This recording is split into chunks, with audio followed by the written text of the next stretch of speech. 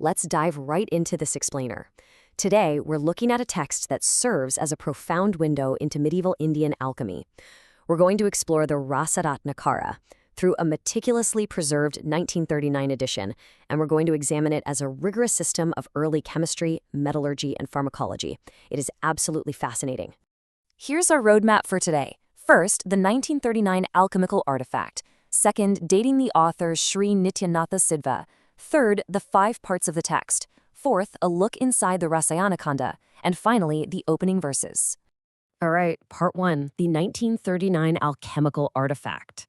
So, published in Benares, which has always been this massive historic center of traditional Indian learning, this particular edition was meticulously edited by Vaidya Jadavji Trikungji Acharya.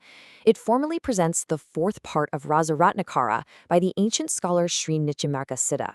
It's kind of wild when you think about it. This title page literally represents the culmination of centuries of manuscript preservation, bridging the gap between ancient scribes and early 20th century Ayurvedic practitioners. Now, before we go any further, we have to define Rasayana.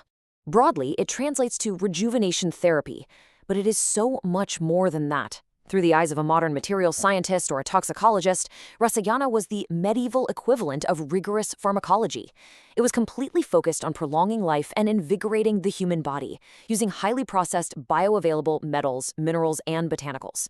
This wasn't magic, it was early empirical science. Moving on to part 2, dating Sri Nityanatha Siddhva. We get to play historical detective here. The Nivyadaman, or the modern introduction written by the editor, is just a masterful piece of rigorous historical scholarship.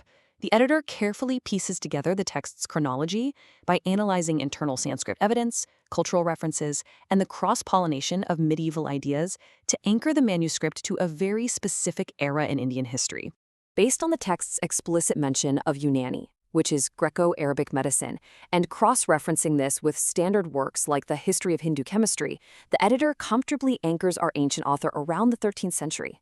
This is crucial because it places the text in this vibrant, dynamic era where indigenous Ayurvedic practices were actively synthesizing with Islamic medical traditions. The result was the creation of highly sophisticated, structured medical encyclopedias. Which brings us to Section 3, the 5 parts of Rasaratnakara.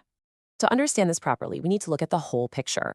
The complete Rasaratnakara was divided into 5 distinct khandas, or sections, and the progression is deeply logical. It moves from fundamental mercury purification in the Rasa and Rasendra khandas, exploring the properties of heavy metals and minerals in the Vada khanda, directly into the Rasayana khanda, the rejuvenation therapies we're focusing on today. It finally concludes with the mantra khanda. The author clearly viewed alchemy as a holistic system, combining metallurgical processing, clinical medicine, and spiritual discipline into one unified scientific framework. Okay, part 4, inside the Rasayana khanda. These pages list an incredibly dense Visayanu Chromonica, or index. The systematic categorization here totally rivals a modern pharmacopoeia, ensuring a medieval practitioner could effectively navigate this highly complex landscape of compound formulations. The author didn't just throw recipes together, they cataloged the whole shebang with clinical precision. When we distill that dense index, it reveals exactly how this science was categorized.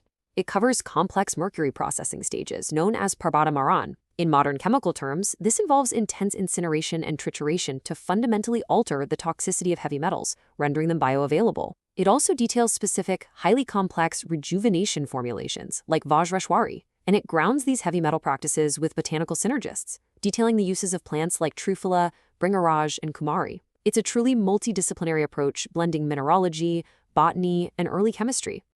Finally, part 5, the opening verses. Let's see how a therapy practically begins. We transition directly from the index into the Prathamopadesha, the first chapter of teachings.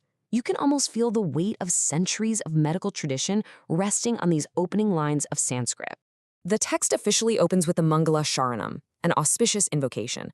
But, this isn't just a generic prayer.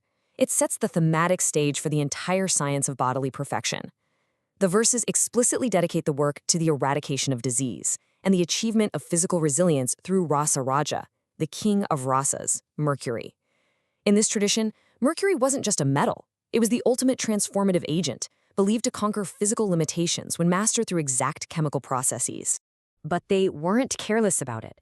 Immediately after the invocation, verse 4 lays down a strict biological protocol.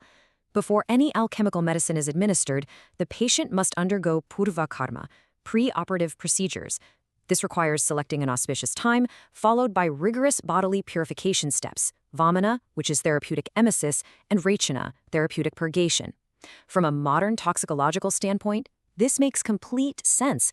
Before introducing potent heavy metal compounds, the biological system had to be entirely cleansed and reset. So when we examine this strict categorization, the metallurgical processing, and the mandated biological purifications of the 13th century, we're really forced to ask a huge question.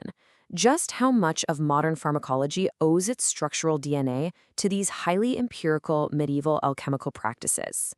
The Rasaratnakara proves that the quest to hack human longevity has always been a rigorous science. It's definitely something to ponder. Keep exploring and keep questioning.